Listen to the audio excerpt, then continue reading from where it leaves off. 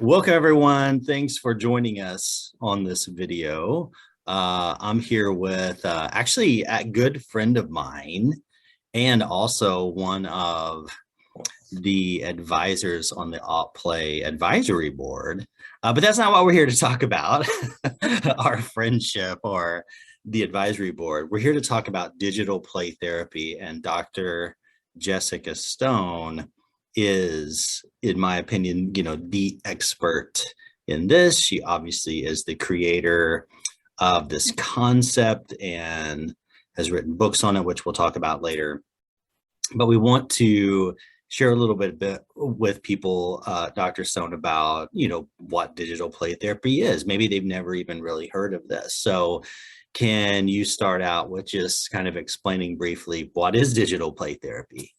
Absolutely. And I'm so excited about this project that you're doing, Robert. This is just wonderful. I can't wait to watch all these videos that you're going to have going on. I do want to pay homage to the people who have come before me. I've kind of pulled things together and brought some theoretical foundation and key tenets into digital play therapy, but there are people who have been utilizing digital tools in therapy in general and in play therapy for a long time. So I just want to acknowledge that, that for me, it came together in a way that worked because I noticed things in my own children and the interactions and the thought and the work that went into so many things digital, that I started to realize I need to learn more about this. And then I started to realize how powerful it was as a therapeutic tool. And so for me, it was that process that led me to it. But as I always do, I'm pretty much a research nerd. And so I started doing deep dives into all of this and then realized there are people who have been doing this for decades, but in their little areas, and not as something that was brought together. So I just wanted to acknowledge that is part of the process. Sure. So in doing that, I thought we really need to have a foundation. And I believe one of my most common sayings is know what you're doing and why you're doing it. Mm-hmm. And if you don't have that, then you shouldn't be doing it. You should back up and discover those things. And so that's why I wrote Digital Play Therapy, the first edition, was because even for myself, and I even thought while I was writing it, nobody's going to read this. Nobody's going to. And then it launched right at the beginning of the pandemic, and then people were reading it, and then a year later, now we have the second edition. So it definitely has taken off. But at the time, it was, I need to understand what the foundation's here and how this can really be used therapeutically and appropriately. So I'm actually going to read the definition because I don't know it by heart, and I really carefully crafted it so I can speak to you about it spontaneously. But when you just labor over the words and how they go together specifically, then I'm not going to say that correctly unless I read it. So, right. So digital play therapy is a modality. So it's not a theoretical foundation. It's a modality that utilizes highly motivating, immersive activities. So things that people want to do and that are immersive, that they can get in. If people are familiar with flow theory, they can get into the flow of that, to incorporate areas of client culture, so important, and interest into the play therapy process, to deepen relationships, gather information, implement interventions, and advance the treatment plan forward. Awesome. So it's taking so many of the things that we do fundamentally in play therapy and applying them to another medium, which is right. Digital. So in this, we have 3 levels. So it's not like you have to be deep into World of Warcraft to be able to use digital play therapy. There are 3 levels, and it really is all about understanding your client's culture, which includes their interests. We would never reject somebody's topic that was regarding something to do with their self-identity in so many other areas. The things they like to read, their sexual orientation, like all kinds of things. We would never say, oh, well, we're not going to talk about that. But when the interest is digital, a lot of times people are uncomfortable, therapists are uncomfortable. And so they're like, yeah, I don't see the value in that. And so that's part of this whole process, is to find that value. And one last thing about it is, I know we have time and I can just talk and talk and talk and talk and talk. So I won't. And people have plenty of places and they can reach out to me, and we'll talk about that later to get more info. But I brought into this the therapeutic powers of play, prescriptive play therapy. And you do not have to be a prescriptive play therapist, but it really does pair so beautifully with prescriptive play therapy. And then I also talk about the 5 C's, which are competence, culture, comfort, congruence, and capability. And I talk about all of those in the book so people can get into them more, but really it's trying to determine and define what is it that therapists need fundamentally to be able to appropriately work really with any medium with our clients, but absolutely bringing that in, because we need to have a structure in place. A lot of this stuff has the wow factor and it's super fun and exciting and whatever, but we need it to have that foundation and fundamentals. And that's what I've worked really hard to do in these books for digital play therapy. Awesome. Well, I think that is an awesome intro myself. Maybe you'll write my intro for AutPlay. I really so resonate and appreciate that piece of tapping into and not ignoring the client's play preferences and interests. There's just something about that is so powerful to me and validating on an identity level.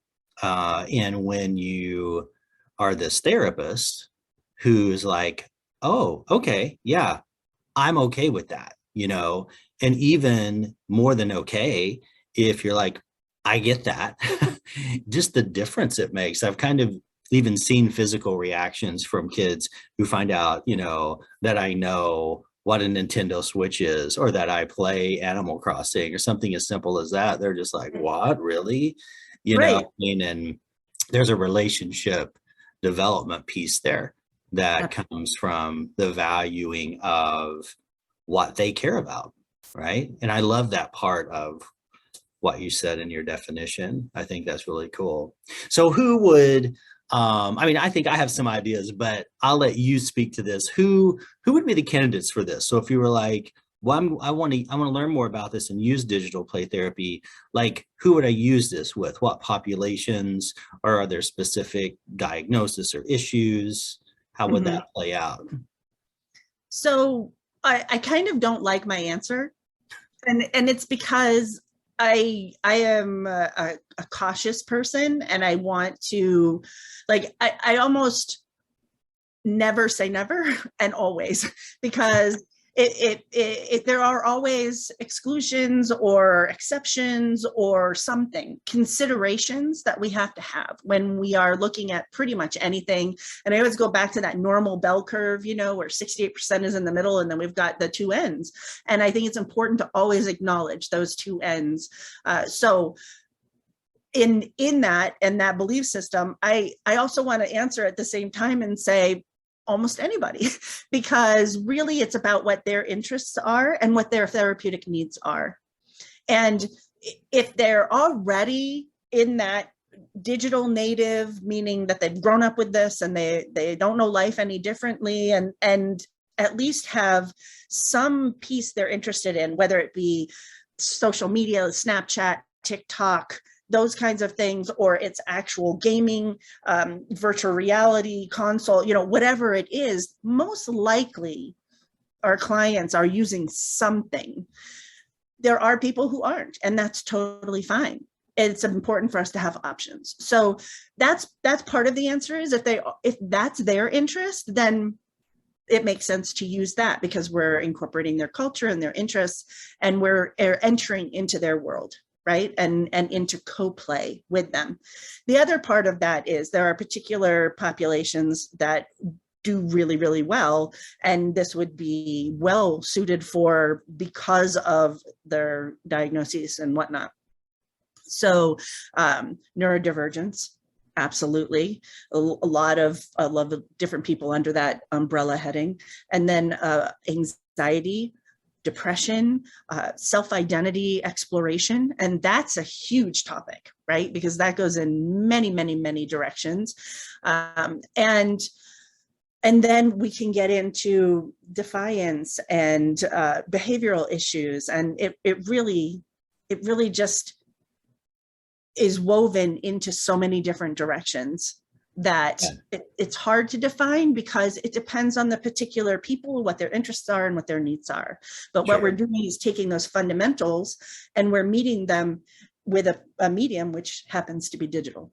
Right. Yeah, I love that. Well, I think that it's just this, probably in some ways, a newer type of play for some people that may be watching this, and especially maybe a newer type of way of playing for some play therapists, but is certainly like here. I mean, even if it's new to us, it's not new to so many of our kids. You know, it's a way that they're playing and a type of play that they're doing that's happening out there day to day in their real life. So it makes so much sense that we understand this type of play. How can somebody learn more about digital play therapy resources, trainings? I've got both of your first and second edition books here, which are great. But beyond purchasing these, which can be gotten at Amazon, so many places, right? Right. What are other ways people can dive in and learn more about digital play therapy? So I have a website that has different books on it, and then trainings from time to time that I'm doing, and I do a lot of training for other organizations as well. So the kind of central place is to go to my website, which is my name, jessicastonephd.com. Okay. And then I also have Virtual Santray, which I am the co-founder and CEO of, and that's virtualsantray.org, so they can find more information there. On Facebook, I have a professional page, my name again, Jessica Stone, PhD in RPTS. And then I have a Facebook page called Digital Play Therapy. And I use that primarily to post articles and some trainings and whatnot, but it's kind of like ground zero for a bunch of research and articles or events that are coming up, something to that nature. So if people want more information, certainly. I will point out that if people want more information about digital play therapy in general, something that seems so obvious, but that I've discovered in the last, I don't know, decade of my 30 decade,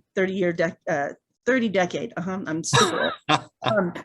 30-year careers, what I'm trying to spit up, is to look at the references in books, in articles or books or chapters that you're interested in, and see where they got their information. And there's a wealth of information in the resource list. Doesn't that seem so obvious? Maybe it is to everybody else, but to me, I was like, right. You know, I've already done the research in so many directions. Let me see where they were, and then, you know, ramp up from there.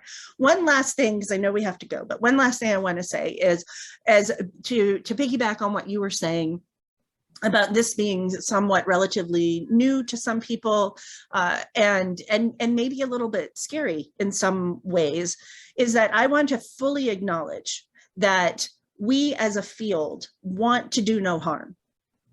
We want to bring in tools, interventions, interactions, relationships, all of that are therapeutic and have a sound foundation to it.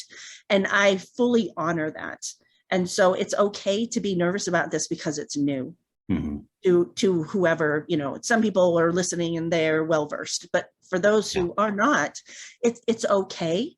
And there are plenty of resources, and I'm happy to help people with that, to find out more so that you can have that level of comfort and you can work forward to help your clients in a truly therapeutic way.